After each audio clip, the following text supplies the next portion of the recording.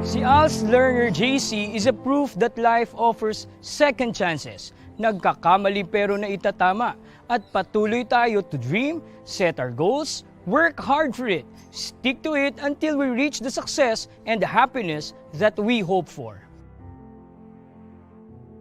Ako po muli si Sir A, ang inyong ALS coach dito lang sa Alternative Learning System sa DepEd TV.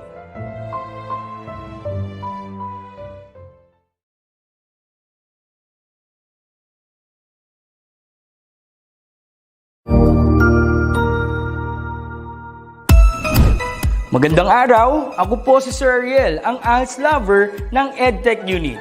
Narito po ako para sa isang napakagandang balita at upang magpaalala na ang kinabukasan ay mas gaganda at uunlad kung ang lahat ay patuloy na mag-aaral. Sa edukasyon sa ating bansa, tiyak na walang maiiwanan sa pag-abot ng mga pangarap. Kaya naman ang Department of Education ICT's Educational Technology Unit at Alternative Learning System Task Force ay nagtutulungan sa pagkakaroon ng ALS Tech Empowerment Program upang maihatid ang excellent quality education sa ating mga ALS learner and teachers. To easily deliver the lessons from the modules and other references, we will provide tablet PC as part of the DepEd Computerization program to all ALS teachers and orientation on the use of these packages. To deepen the pedagogical use of information and communications and technology in delivering instructions, there are training workshops on the use and curation of open educational resources or OER, Google and Microsoft productivity tools, creation of video lessons using PowerPoint presentations and KineMaster, and on ebook or e-magazine development. To create an avenue for remedial lessons that is open to all learners, teachers, and parents, we will have the ETUlay free online tutorial and mobile ETUlay, where we will visit remote schools to feature the best practices of our ALS teachers and learners. Sa mga out-of-school youth and adult, laging tatandaan na may pag-asa upang makapagpatuloy sa pag-aaral. May ALS para sa inyo. Ang edukasyon ay para sa lahat. Para sa bata, para sa bayan, para sa guro. Sulong Edukalidad.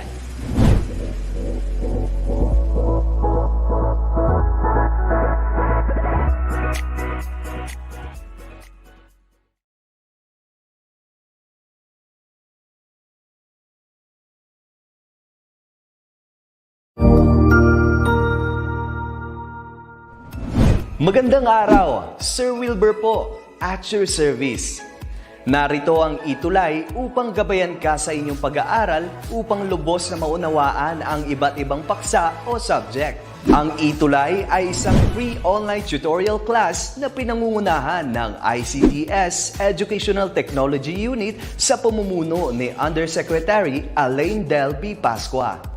Ang programang ito ay hindi lamang para sa mga bata, kundi ito rin ay magsisilbing gabay sa mga magulang at mga guro kung paano nila ituturo o gagabayan sa bawat asignatura ang kanilang mga anak o mga estudyante. Sa kasalukuyan, ang self-learning module mula sa rehiyon ng Calabarzon at kilala sa tawag na pivot ang ginagamit sa ating ETUlay online class. Kaya ano pang hinihintay ninyo? Ihanda na ang inyong mga ballpen o lapis, papel o kwaderno at samahan kaming itulay ang pagkatuto para sa bawat batang Pilipino. Sama-sama tayong magtutulungan para malampasan ang mga hamon sa panahong ito. Halina't matuto kasama ang inyong online tutor sa oras na ito.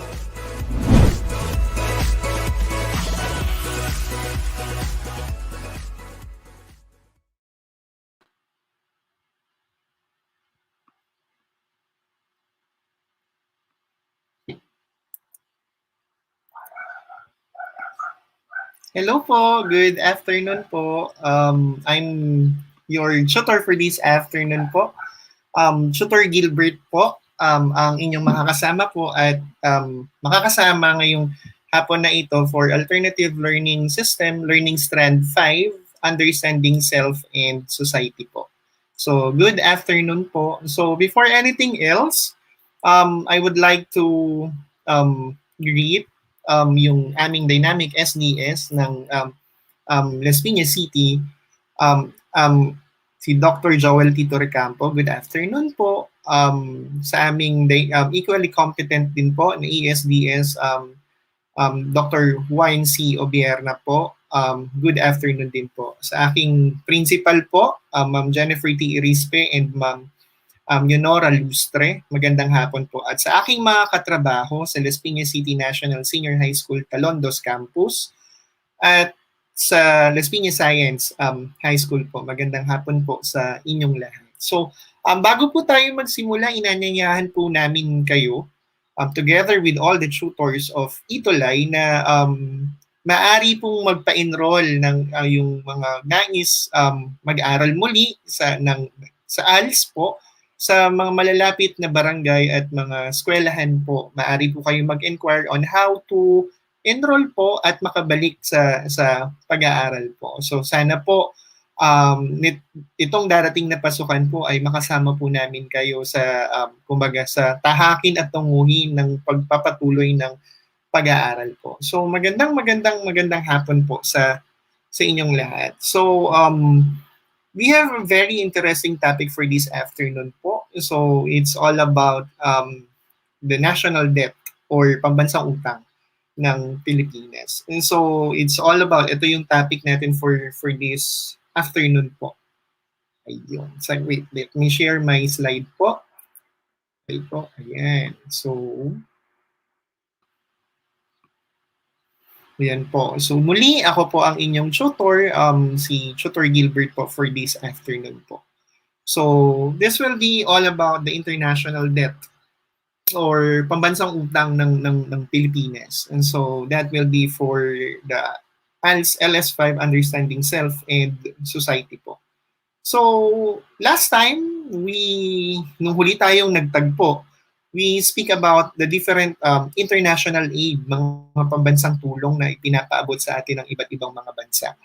So it could be in the form of capital, international aid sa pamamagitan ng salapi or pera or monetary amount na ipinagkakaloob natin sa atin ng iba't ibang mga bansa, or pwedeng tayo rin yung magpaabot ng tulong sa ibang bansa. It could be in the form of service, diba? It could be in the form of goods. So it could also be in the form of loans and even grants. So ano nga ba yung pagkakaiba ng grants and even loans? When we do speak of grant, ito yung mga bagay na ipinagkakaloob ng ibang bansa na hindi na natin kailangang bayaran. So we do not have any responsibility of returning it back or returning sa kanila. So whereas when we do speak of loan, so ito yung mga bagay na ipinagkakaloob nila sa atin, specifically in the form of monetary amount, pera, na nung meron, mayroong kakayanan, kumbaga, may kaakibat na responsibilidad na ibabalik sa kanila. So ngayon, for this afternoon po, pag-uusapan natin ano-ano yung mga paraan, kumbaga, ano iba yung konsepto ng pambansang utang. So the international debt and in the Philippine context. So ano yung mga lesson objectives natin for this afternoon when we do speak of this lesson? So first, we need to identify the reasons why our country, bakit yung bansa natin nanghihiram, why our country borrows money from foreign creditors, it should be creditors, and even lenders, yung mga bansang or financial institutions na nagpapahiram sa atin ng pera or ng loan. Second is to discuss the role played by foreign creditors in a country's economy. So, ano ba yung nakakaapekto ba sa ekonomiya ng bansa itong mga institusyong pampinancial na ito or these foreign financial institutions or foreign creditors? So bukod sa nagpapahiram lang sila ng pera. Third, explain how our country's foreign debt is used and how it affects our lives, community, and even country. So paano ginagasta ng ating bansa yung salapi or monetary amount na inuutang nito at paano ito nakakaapekto sa ating pamumuhay, sa ating komunidad at sa ating bansa. And last one, we explain how our government is paying our debts and creating a stand about our country's foreign debt. So Um, yung pang-apat, of course, paano nga ba binabayaran ng ating bansa yung ating pambansang utang? So, and ano yung stand natin dito when it comes to kumbaga national debt, yung pambansang utang na ating bansa? Good afternoon po, Ma'am Mary L. V. Seras. Good afternoon po. So, thank you for being with us this afternoon po. So, medyo usaping utang. So, let's proceed. So, our first topic for this afternoon, kumbaga ito yung sub-topic, why do we need to borrow? So, bakit ba kailangan nating manghiram sa ibang bansa? So, first, ano bang pumapasok sa isip niyo when it comes to debt or even utang? So, may mga bagay ba kayong napipicture out when you do speak of debt or utang? So, ano ba yung unang natin naiisip? Yan, very good. So, when we do speak of utang, ano yung unang pumapasok sa atin? Yan, pera. So, pera. So, di ba? Even in simplest form ng utang, lagi yan, pera yung pumapasok sa isip natin. So, when we do speak of utang or debt, ano bang ibig sabihin nitong ng utang? So when we do speak of utang or debt, it refers to something owed by one party to another. So ito yung bagay na hinihiram mo sa isang tao, ng isang tao sa isa pang tao. And of course, there is kumbaga kaakibat, there is kumbaga an added responsibility of returning it kung ano man yung hiniram natin. So, when we do speak of utang, of course, yan, yung parang may mga quotes dyan yung parang pinautang kita kasi nakausap ka, ngayon di na kita makausap nung sinisingil ka.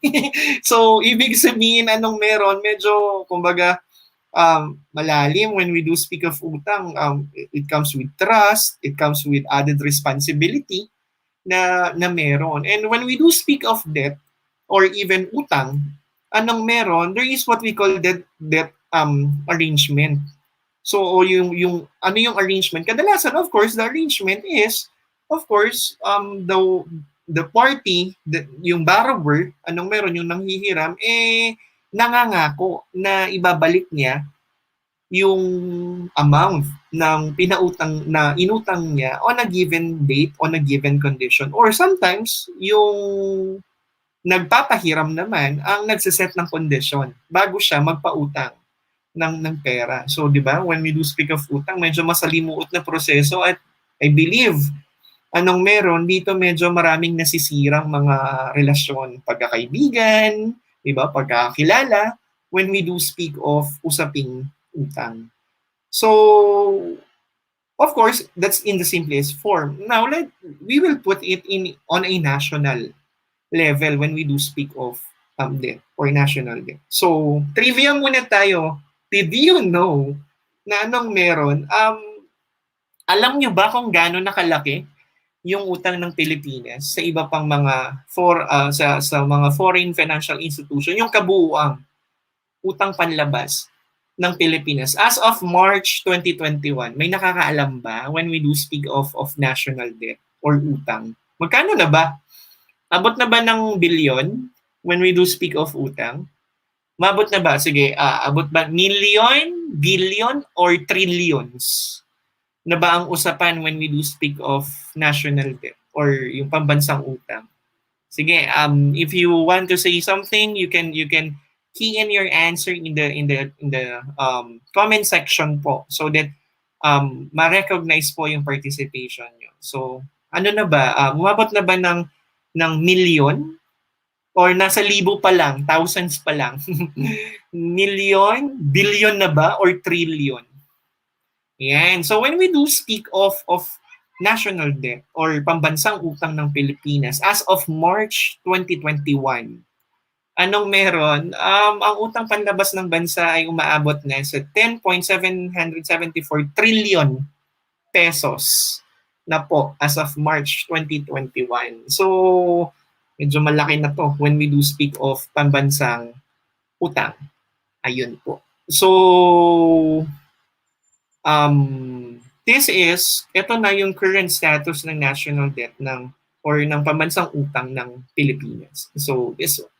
Okay, so bakit ba tayo nangungutang? Why do we need to borrow money? Of course, when we do speak of national debt or pambansang utang, there are different programs na kailangang i-sustain ng agencies or government institutions na meron sa bansa. So ano-ano ba yung mga programa when we do speak of mga government projects na dapat pagtuunan ng pansin kaya nangungutang ang bansa? Of course, nandyan, number one, yan, yung transportation. So, included in the transportation will be what?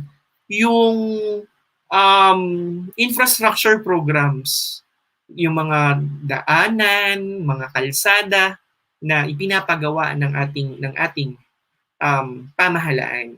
So, the current kumbaga infrastructure programs na kilala ang current administration ni Pangulong Duterte ay ang Build, Build, Build program. So, di ba nakatuon ito sa infrastructure programs na maaaring makaapekto sa pag-unlad ng ekonomiya ng ating bansa. So, with good infrastructure programs, it will ease yung mode of transportation, yung mapapabilis niya yung mga proseso ng transportasyon, and at the same time yung transport of goods and services from provinces going to Manila or going to other places in the Philippines na makakaapekto sa pag-unlad ng ekonomiya ng bansa. So ganun din, it could create jobs when we do speak of this kind of factor or yung mga government projects. So the first one will be transportation and of course infrastructure program pertaining to transportation. So that's one. So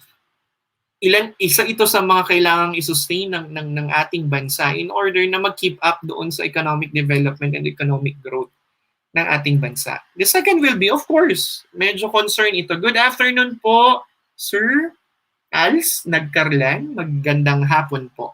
So, of course, medyo ano po ito, concern, kumbaga major concern ngayon sa ating bansa, yung healthcare system, di ba? So, in terms of bakuna, saan ba tayo kukuha ng pambili? So, hindi sapat ba yung fund na meron ng bansa o kailangan din nating mangutang? So, that's one, yung bakuna, saan kukunin yung pondo, and at the same time, yung Bayanihan Act, di ba? Yung mga ipinagkaloob na tulong pinansyal na um, isinabatas ng pamahalaan. So, when we do speak of the healthcare system, and of course, pagpapatayo, of course, ng pagdadagdag ng mga bed capacities and even pagpapatayo ng mga hospital during this time of pandemic. So, this is yung isa pa sa mga proyekto na kailangang i-fund ng pamahalaan. And of course, we are not only dealing with pandemic. So, may iba't iba pang mga medical na pangangailangan ng iba't ibang mga hospital. Good afternoon po, Ma'am Marjorie Abellanari. So, this one, when we do speak of the government projects, bakit tayo nangungutang sa ibang bansa? Next. Uy, good afternoon sa aking student na si Carlos Torcelino. Good afternoon po. So, the third will be the education sector. So, hindi naman ibig sabihin pagkatas ng school year na to tapos na. So, of course, continuously ang ating sektor ng edukasyon ay pinopondohan din at binabudgetan ng ating pamahalaan. The main reason also bakit nangungutang din ang ating bansa in order to sustain yung mga education projects na meron sa ating bansa. So pag infrastructure projects pagdating sa mga school buildings na meron, pagpapatay ng school buildings, pag-upgrade ng mga learning resource materials na meron ang DepEd and even the CHED. So, this is the third government project na kung saan isa rin ito na dapat i-sustain ng ating pamahalaan. So, fourth, of course, of course the energy sector. So, imagine anong meron. Kaya nating mabuhay ng isang linggo nang walang kuryente. Siguro napakahirap na, 'di ba? Na walang internet connection, walang kuryente. So, 'di ba recently nagkaroon ng problema sa supply ng kuryente sa Metro Manila. So, sino gagastos nun? Sino magpapaayos nun? Of course, the government. That is why ilan ito sa mga proyekto na kung saan pinupuntahan ito nung nung salapi na inuutang natin sa ibang bansa. So, next. Yan, yung mga housing projects. So, recently, di ba, mapapansin natin that there will be an exodus of Filipinos coming from the rural areas to urban areas. So, saan sila titira? Of course, there will be government, yung housing projects ng ating bansa, ng ating pamahalaan, under the agency known to be as the National Housing Authority. So, this is still, kumbaga, government project na kailangang i-finance ng ating pamahalaan. So, next will be, of course, the employment and even the different factories. So, sabi ko nga kanina, somehow, on a positive note, when we do speak of the Build program of the current administration, it created parang employment. Specifically, nandun sa mga blue-collar jobs na ating mga ng ating mga kababayang Pilipino. So good afternoon po Ma'am Marisa Venus. Ayun po, good afternoon po Itay Nick Abelia. So this one. So these are the government projects na kung saan napupunta yung mga sa amount or monetary amount na hinihiram natin sa iba't ibang mga financial institution. And of course, last one will be, of course, to keep peace and order. So, of course, maintaining peace and order ay hindi mura. So, it requires, di ba, kailangan ng pasahod niyan. So, anong meron? Saan kinukuha ng pamahalaan yung ibabayad niya sa nagtataasang sa sahod ng mga kawani nito, maging sa mga guro, di ba? In education sector. So, anong meron? Of course, they need also the country needs also to upgrade kung yung defense ng ating bansa in the form of different equipment na kailangan i-purchase ng ating bansa. So ilan ito sa mga bahaging napupuntahan nung amount na hinihiram natin sa ibang bansa. The reason bakit tayo nangungutang sa ibang bansa. So of course, when we do speak of utang or national debt, anong meron? There is a notion known to be as the budget deficit. So, ano ba yung budget deficit?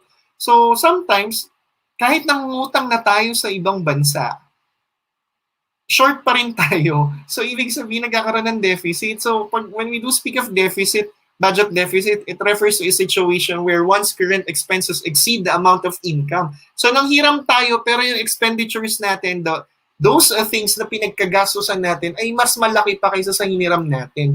So anong meron? We end up manghiram ulit. Hindi ba? So isa ito sa mga dapat nating iwasan. So actually in economics, ano nga yung sinasabi sa economics? We need to save. Hindi ba? So good afternoon po Inay Karina Abelia. So this one, there is a concept of budget deficit. Not only with among households, doon sa mga bahay, sa paano binabudget ito ng ating mga magulang. Good afternoon po, Sir Eric Marilag from Las Piñas Science. Senior high school po. So, good afternoon po. So, even on the national level, anong meron? Nagkakaroon pa rin ng budget deficit. So, of course, ano talaga yung advice ng iba't ibang mga financial experts, dapat maiwasan natin yung ganitong sitwasyon, yung budget deficit. So, ayun po. So, I'm done with already lesson 1. So, let's see what have you learned. So, magpapakita ako ng mga larawan. You need to identify, based on the picture, anong kailangan yung gawin. You need to identify what government project or what government program yung kailangan, yung ipinapakita nung larawan. So, good afternoon po, Sir Eric. Yan, usapang utang po. So, ayun. First, yan. So, yung picture, anong government project or program yung gustong ipakita nung nasa larawan? So, is it for transportation? Is it for education? Is it for health? Peace and order? Ano pa ba? Housing? or pito yun eh. Housing or yung dun sa pag-create ng mga trabaho. So, key in your answers po when we do speak of this picture. Yan, so very good. When we do speak of this picture, ito ay nagpe-pertain sa health. Yan, very good. The healthcare system. So, lalo na ngayon, di ba, yung bakuna. So, yung bakuna medyo magastos, hindi naman mura, di ba? Parang ang price range niya ay umaabot ng 1,000 to 2,000, di ba, per dose. Kailangan ng 2 dose. So, this one. So, very good healthcare system. Second, how about this one? Anong government project saan na dapat pagtuunan? Or pag nakakita kayo ng ganyang larawan, dapat yung somewhat, yung iniutang ng bansa sa ibang mga financial institution, dapat mapunta saan? Healthcare system, transportation, housing project, peace and order, so energy sector, saan po kaya? Ayan, so sabi ni Sir Eric, thank you po. Shelter or pabahay, very good po, Sir Eric. So housing projects, di ba po ba? So ano yung dapat iwasan, di ba? When the government creates different housing projects, anong meron? Sana maiwasan yung mga white elephant projects, di ba? Ano yung mga white elephant projects in economics? Ito yung mga proyektong pabahay or infrastructure programs ng gobyerno na hindi natutuloy. So, hindi rin napapakinabangan. So, sayang. So, para nang sa ganun, maiwasan natin yung budget deficit. So, ayan, very good po. Sir Eric, housing, tama po. Next, how about this one? Ayan, sabi, good afternoon po, Ma'am Giki Maika Pavellano. Barba. Ayan, tama po, housing project. How about this one? Ito po, ano po kaya yan? Transportation, education, healthcare system, housing project, energy. So, sabi po ni Sir Eric, transportation. Napaka-active po. Very, very good po. So, transportation. So, this one. So, it's under the transportation or infrastructure programs. Di ba yung mga daanan, yung mga kalsada. So, noticeably, marami naman talagang natapos na proyekto. Of course, yan, yung Jeep, yung modernization project, kasama ba yan? So, yes, yung transportation. Next, how about this one? Yung picture na ito. Medyo, ayan, so merong parang may nagtuturo. So, in the picture. Pero nasa kubo lang sila. Paano pag umulan? So, again, what government project po?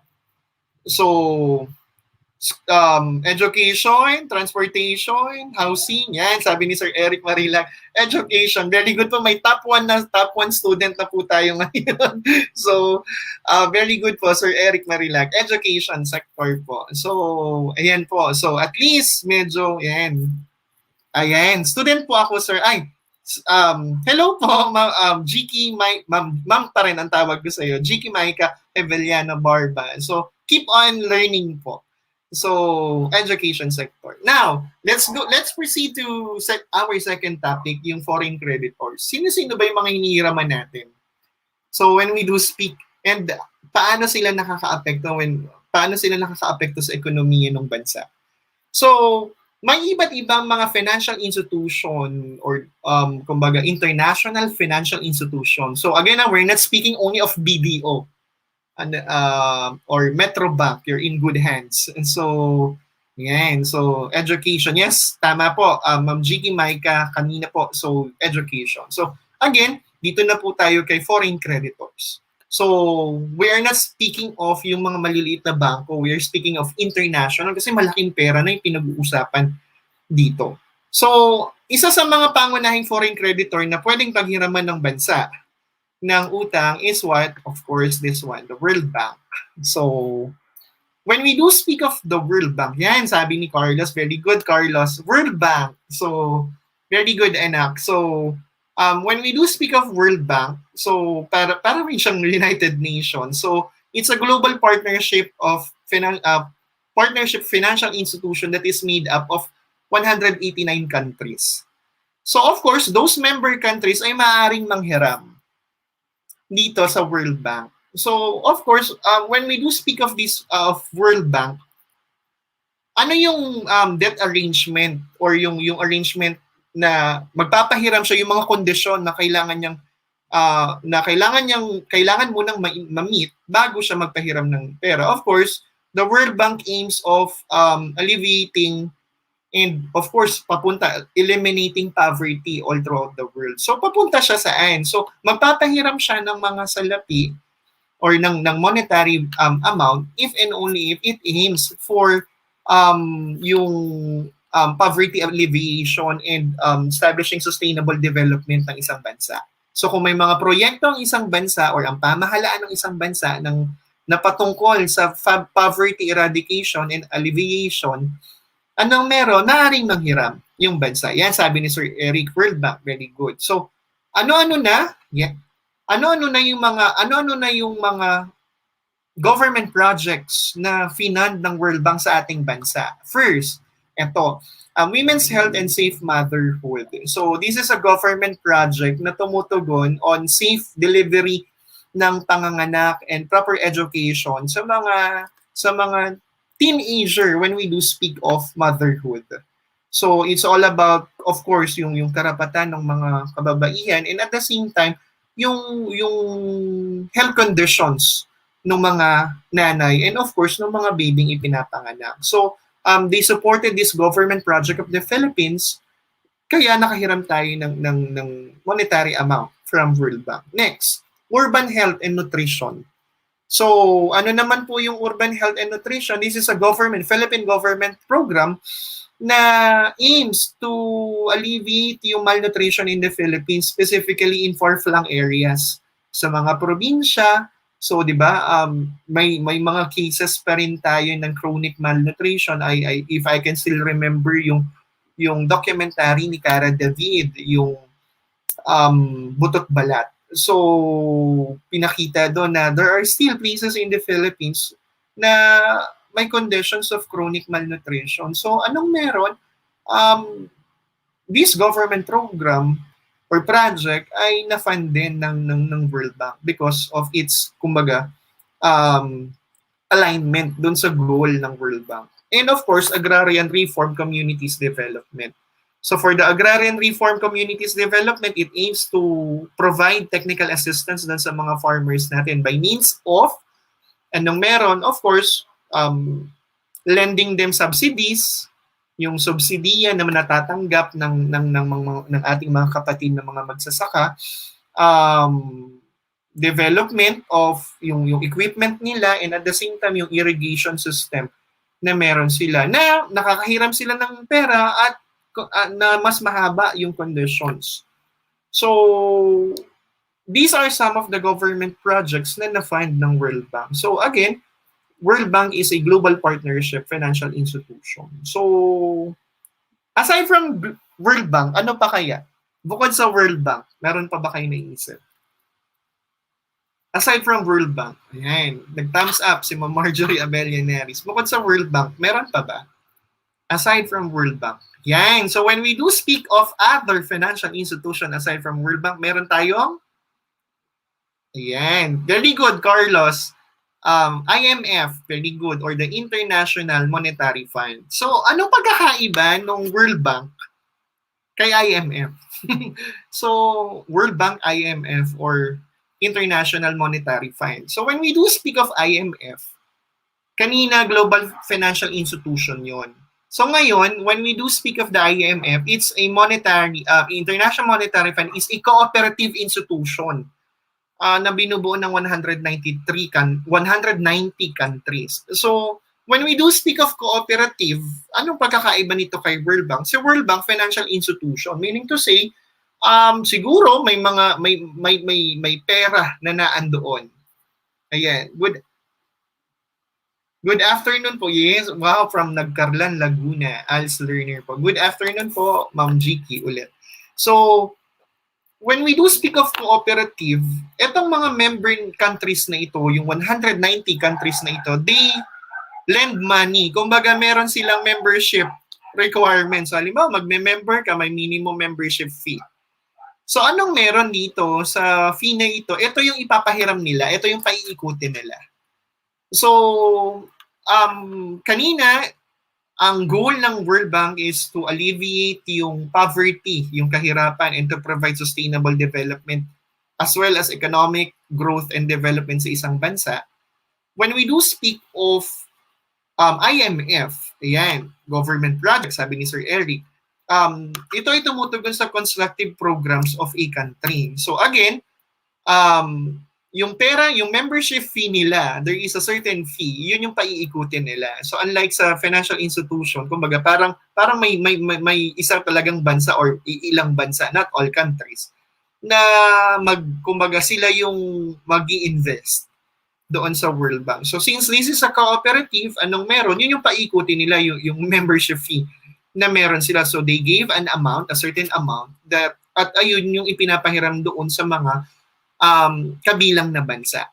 So, of course, etong mga constructive programs na to, it pertains saan? Sa pagtataguyod ng mga economic reforms ng isang bansa. And of course, when we do speak of cooperative, good afternoon po, Sir Leon Sagib. From Bulacan. Wow, kanina si Ma'am Jiki ay from Nagcarlan. So, si Sir Leon ay from Bulacan naman po. So, okay, good afternoon po. So, when we do speak of this, pag cooperative, anong meron? Meron tayong tinatawag na patronage dividends. So, ano po yung dividend? The more na umuutang ka, may bumabalik din sa iyo na dividends. So, halimbawa, a part of your interest, kumbaga, nang hiram ka ng pera, may interest. So, anong meron doon? Yung patronage dividends, yung a portion of the interest ay napupunta din sa iyo. So, bilang nangutang, and of course, as an investor doon saan? Sa International Monetary Fund. So, kasi nga, lahat naman kayo ay nagbigay ng monetary amount. So, this is IMF when we do speak of International Monetary Fund. Again, this is a cooperative institution. So, we have the World Bank, we have IMF for constructive programs of a country. So, ano pa kaya bukod sa IMF, International Monetary Fund? Ayan, Sir Noel Bigkas. Ayun po. Good afternoon po. So, of course, the third, yan. So, sabi ni Tay Nick Abelia, ADB. Ayan po. So, yan. Very good po. So, Asian Development Bank. So, when we do speak of the Asian Development Banks, kanina kasi International Monetary Fund, panglahatan, di ba? World Bank. So, when we do speak of the Asian Development Bank, from the name itself, pang-Asian countries lang. So, Asian Development Bank is a cooperative financial or finance institution, pero mas maliit lang. 68 countries. So, 49 countries member of the Asian, tapos yung 19 countries, Asia and the Pacific, yung bumubuo nito. So, kagaya ng IMF, so dahil cooperative din ito, pero mas maliit lang, mas maliit na portion, anong meron? Of course, nilend. Kumbaga, meron ding membership sila na pinapaikot at pinapahiram sa mga bansa. So, there is a monetary contribution of each member countries. Ano namang meron dito? Kanina, constructive. So, again, pansinin ninyo, ano yung mga hit mark when we do speak of yung mga financial institutions. Si World Bank, poverty alleviation. Si IMF, constructive programs. Si ADB, magpapahiram siya patungkol naman sa pagpaprovide ng mga technical assistance. So, halimbawa in the Philippines, this one, yan, yung TESDA. So, nakahiram tayo sa Asian Development Bank in order to support yung pagpapatatag ng TESDA program natin in the Philippines and even the Clean Air Project in the Philippines. So, these are some of the government projects and even programs na na-fund ng Asian Development. So, again, we have the World Bank, we have the IMF or the International Monetary Fund, and even the ADB or the Asian Development Bank.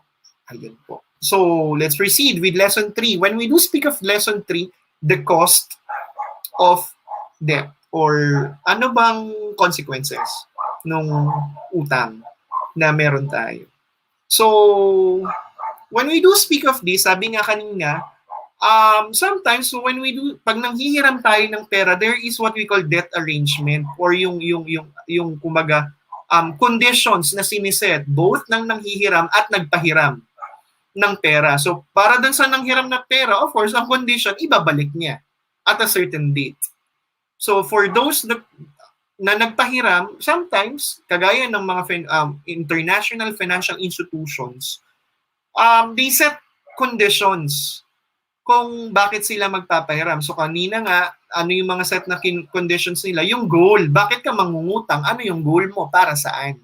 So again, when we do speak of World Bank, bakit ano yung mga bagay na ipapahiram niya? To alleviate poverty and to establish sustainable development as well as economic growth and development ng isang bansa. So tinutulungan niya specifically yung mga third world countries or yung mga developing countries. So for IMF, it's nagle-lend sila ng money on the condition of dapat yung project mo ay papunta saan? Constructive projects. And for ADB, may nagpo-provide sila ng monetary amount ng nagpapahiram sila ng pera for the purpose of providing technical assistance. Sabi po ni Sir Noel, big cash, may interest. Opo, yes sir, may interest po. So again, doon sa dalawa for IMF, International Monetary Fund, and Asian Development Bank, since this is a financial cooperative, so good, Judith, and then ma'am sa ALS. Okay, good afternoon po, Sir Michael Angelo. So, anong meron dito? Meron tayong dividends. Kumbaga may bumabalik doon. So, halimbawa, nanghiram ka ng pera, may babalik sa'yo. Yung interest na ipapataw, halimbawa, 10 pesos yung interest, a part of 10 pesos may bumabalik doon sa'yo. So, that is what we call patronage dividends. Good afternoon po from Nagcarlan, ALS learner po. Ma'am Lynn De Leon Gabriel. So, good afternoon po. So, ngayon, pag-usapan naman natin, ano-ano naman yung mga conditions na pwedeng sabihin ng mga international or iset ng mga international financial institutions po. So, first will be what? Trade liberalization. So, pwedeng ang isang international financial institution like World Bank, IMF, specifically IMF, anong meron? May mga conditions na sinisay siya. So, para saan? Bakit kailangan ng condition? So, in any other forms ng utang, bakit may condition? Siyempre, of course, yung nagpahiram ng pera, bakit siya nagsiset ng condition? It is to secure yung pagbalik sa kanya nung ipapahiram niyang pera. So, ganun din yung mga international financial institutions. So, bakit sila nagtatakda ng conditions? It is because para to secure yung pagbalik sa kanila ng pera, and at dahil nga kung cooperative ito at hindi ka magbabayad, syempre wala naman silang pinanggalingan ng ipapahiram nilang pera kundi sa individual contribution ng bawat bansa. And of course, dun sa mga nanghihiram at interest. So, that is why they set conditions. So, ang una ay trade liberalization. So, from the word itself, liberal or liberalization. Parang when we do speak of liberal or liberalism, ang unang pumapasok dapat sa isip natin yan ay ano kaya?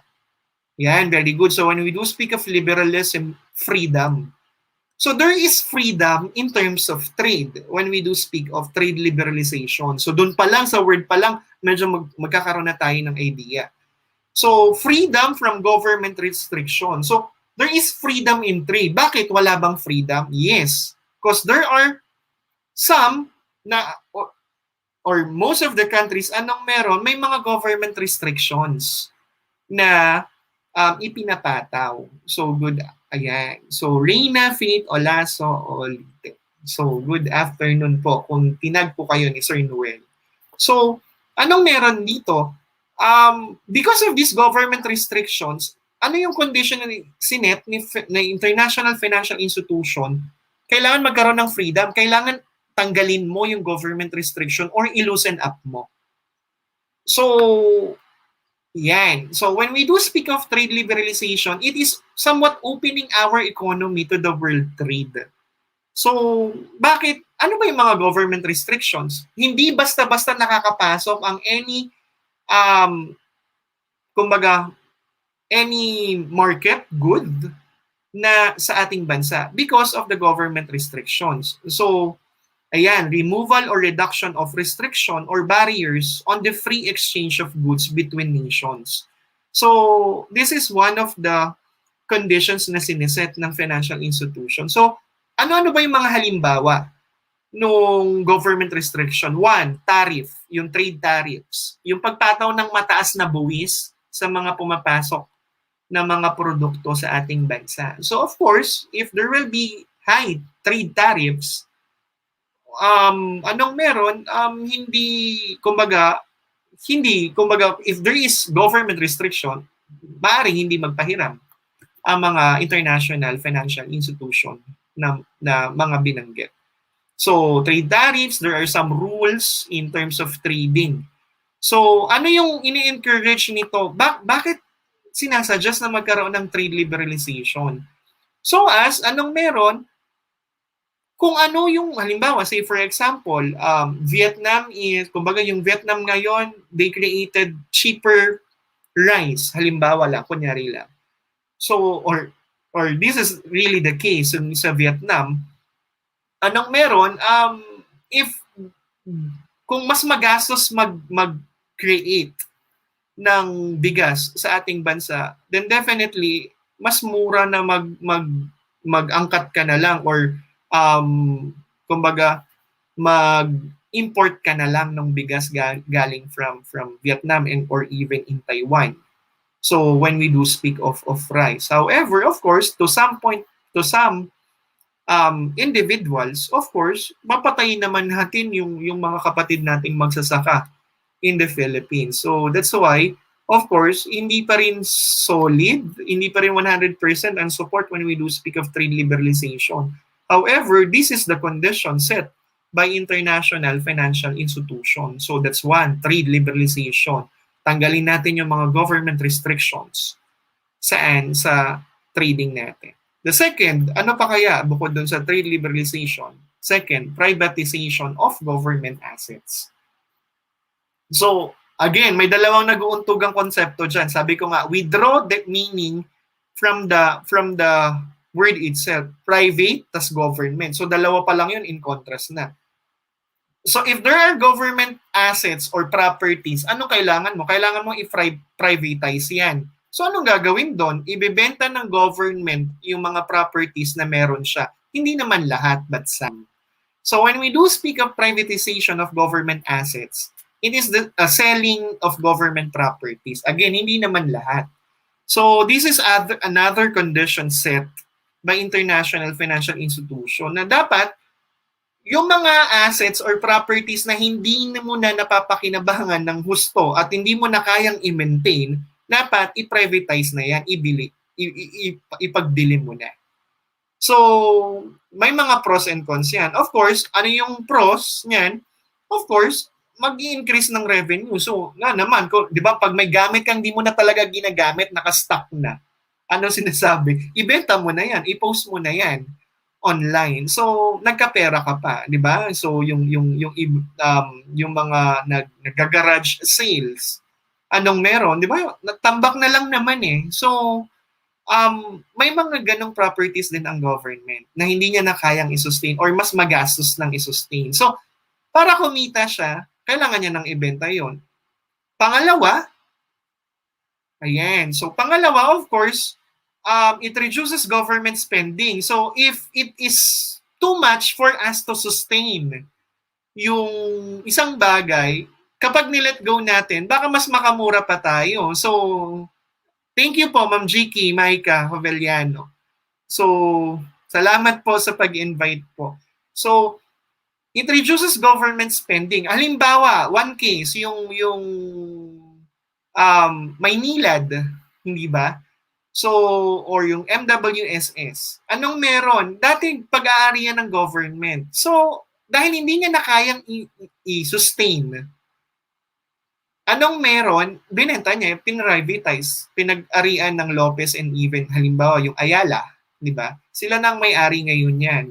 So, una, nabenta ng pamahalaan. So, nag-create ito ng pera sa kanya. So, that's why yun nga yung ina-advise, yung condition ng ng international financial institution. And at the same time, di na siya gagastos na para i-maintain.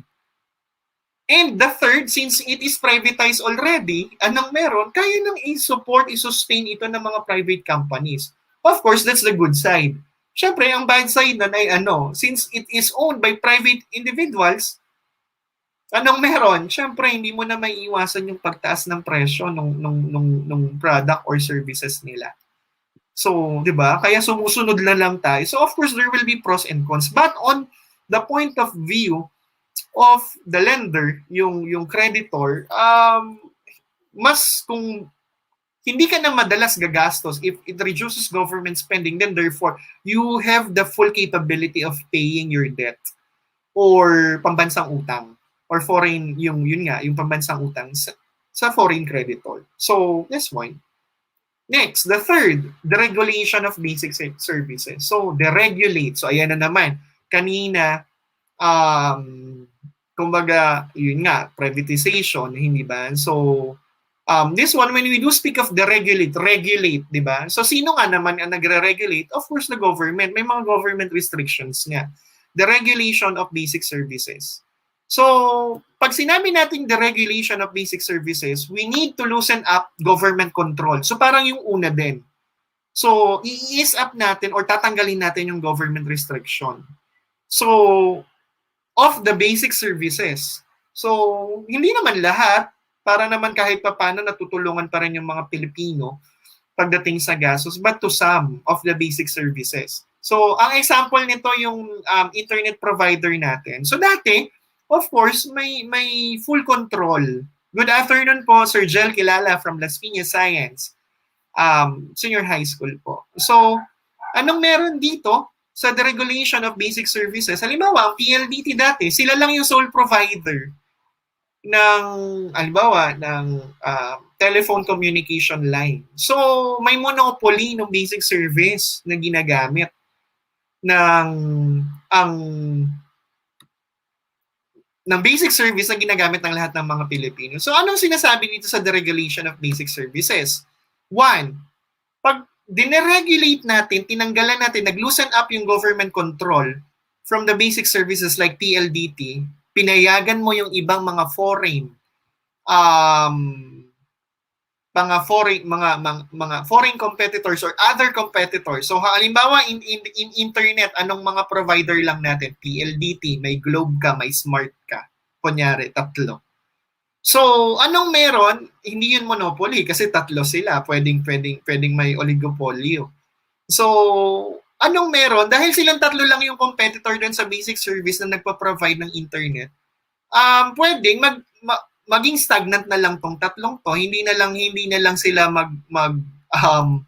mag-improve ng service nila, which is a common problem nowadays. Di ba? Parang, hindi ko na iisa-isahin, but of course, lalo ngayon pandemic na kung saan marami sa mga students ang nasa bahay na at marami ang nangailangan ng internet connection. Lalo ngayon kung nanonood kayo ng ETUlay series natin. Anong meron? Yung service, baka magka-problema kayo. So, on the point of view of the foreign investor or the foreign creditor, pag nilusen up mo yung control, nag-deregulate ka ng basic services, one, it could encourage competition. So dahil mag-encourage ito ng competition, maraming players ang papasok, maraming kumbaga economic players ang pwedeng pumasok. Say for example, halimbawa yung dito. Ano yung pros and cons nito? Yung pros nito, of course, gaganda yung service, halos lahat sila. Hindi ba? Good afternoon po, Ma'am Judith Indonela. So, thank you po talaga, Ma'am Jiki Maika Joveliano. So, Ma'am Joveliano Barba. So, anong meron? Kapag maraming kumbaga market competitors or market players, syempre mas tataas yung buwis. Kumbaga dahil maraming magiging involved sa business, kikita ng malaki yung pamahalaan. So that's one. So the next will be, yun nga, sabi ko nga, there will be good offering of service kapag marami na ng players and at a cheaper price, di ba? Pansinin niyo nung parang kumbaga, yung kausbungan ng Sun, but however, the Sun Cellular didn't keep up with its basic Kumbaga, ang ganda nung offerings niya. However, hindi niya na na-sustain yun at the end hanggang ngayon, hindi ba? So, ang ganda ng service, may unlimited calls ka, may unlimited text ka. However, of course, yung sustenance nun. So, ngayon, yun yung ino-offer ng ibang mga internet providers. So, if there will be more internet or communication service providers na meron na ngayon sa ating bansa, then therefore, one, it encourage competitions, and these competitions will bring more income to the Philippine government kasi maraming tax. So mga business tax. And at the same time, ano yung positive no? Good service. Of course, niyan pwede pag nag-stagnant ka dyan, hindi ka tatangkilikin ng tao. So all of them will provide better service, magpapagandahan sila ng service. 'Di ba pansin niyo yung mga nilo-load nyo ngayon? Anong meron? Yung mga programs nyo, ano man tawag doon, yung mga combos nyo sa internet. Di ba pansinin nyo kung anong meron si Globe, meron si Smart. Parang sila nagko-compete sa isa't isa. So what more kung halimbawa 10 silang net provider. So that again, it is in the point of view of the foreign creditor. Next. Reduce government spending. So definitely this one. So iwasan natin, it is to tighten the government expenditure. So ito yung condition, isa talaga sa condition ng international financial institution. You need to reduce government spending. So bawasan natin yung paggasta. So para saan? Anong maidudulot nito? Of course, mas makakabayad ka. And at the same time, dapat it facilitate carefully plans and even prioritize the projects it can afford to spend for. So anong ibig sabihin? Hindi basta-basta gumagawa ng kung ano-anong mga proyekto. So as naiiwasan natin yung White Elephant Project, di ba? Yung mga proyektong hindi natatapos, sayang lang. Naumpisahan pero hindi natapos. Di ba?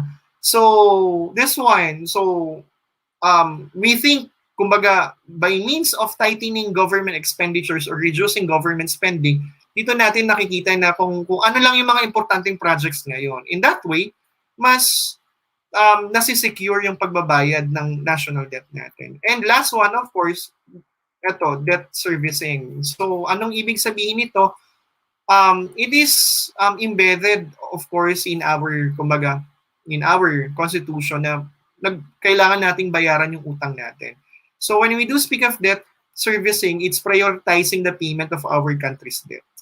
So, it's embedded in the Section 26, Book 6 of the Revised Administrative Code of 1987 or the Automatic Appropriations Law. Bakit siya automatic? Bago ka mag-set ng budget, ng national budget sa isang taon, tinatanggal muna nila yung ipambabayad nila sa foreign or sa national debt natin. So, kung ano yung halimbawa, kunyari 100%, yung 40% pambayad ng utang, 60% na lang yung iba-budget sa lahat ng government programs. So, nandyan ng education, nandyan ng infrastructure. That is why, anong meron, mapapansin din natin, medyo to some areas, hindi ganun kabilis yung pag-usad ng mga proyekto. So, these are the conditions set by the international financial institution when we do speak of yung utang panglabas. So, the regulation, di ba? So, this one, debt servicing. Okay. So, ayun. Let's see. What have you learned? Let's test kung ano po yung natutunan niyo for this afternoon. So, anong meron? You need to identify ano-ano nga po ulit yung mga foreign creditors. What are the different foreign creditors na na-discuss natin? Can you name one? At least one. What are the different names of foreign creditors? Can you mention at least one? Ayan, so very good. When we do speak of foreign creditors na pwedeng magpahiram sa atin, ito ay, yan, very good. World Bank. So, that's one. So, may World Bank tayo. What else pa po aside from World Bank? Bukod sa World Bank, yung mga cooperatives naman na discuss natin. Yan, very good. So, when we do speak of aside from World Bank, yan, IMF or the International Monetary Fund. So, this one, yan. So, sabi ni Ma'am Lori Lay, ADB. Very good po, Ma'am Lori Lay. Asian Development Bank or the ADB. Very good. So, we have World Bank, International Monetary Fund, and Asian Development Bank. So what are the different conditions na napag-usapan natin? One, yan, trade liberalization. So we need to give freedom dun sa trade ng goods and services na pumapasok at lumalabas sa ating bansa. So that's one. What else? Privatization of government assets. So, benta natin yung hindi natin nagagamit. So, but hindi naman lahat, of course. So, this one. So, as it could generate revenue and at the same time, anong meron, mabawasan din yung ginagastos na. Next, the regulation of basic services. And last one will be to reduce government spending. And of course, yung debt servicing. So, these are the different conditions set by international financial institution. Okay, so just to wrap up my discussion, our discussion for this afternoon, I always end up with this quote or sa quote.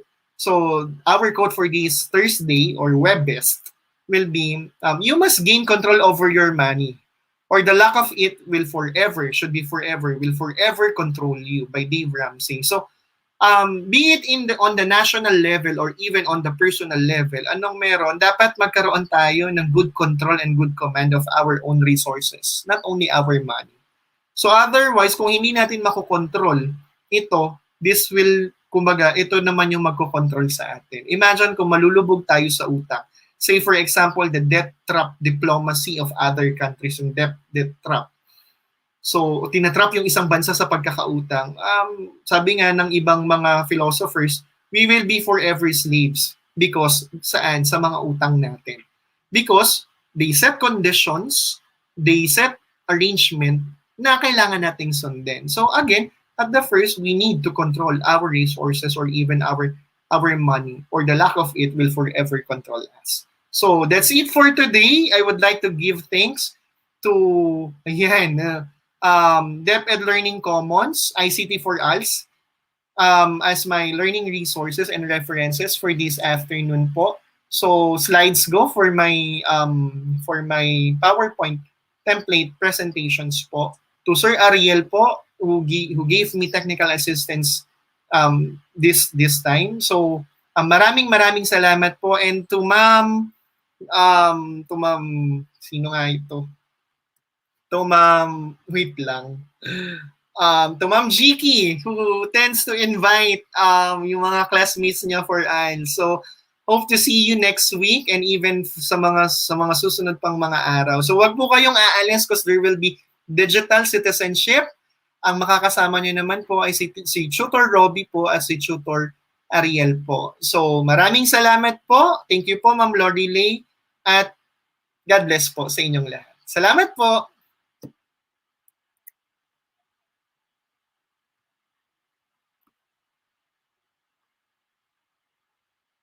Thank you po.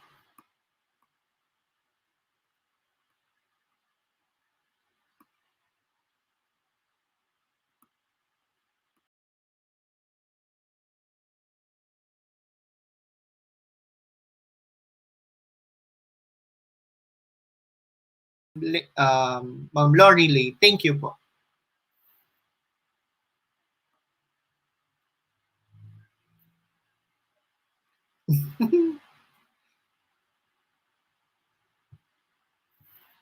Thank you rin po, Sir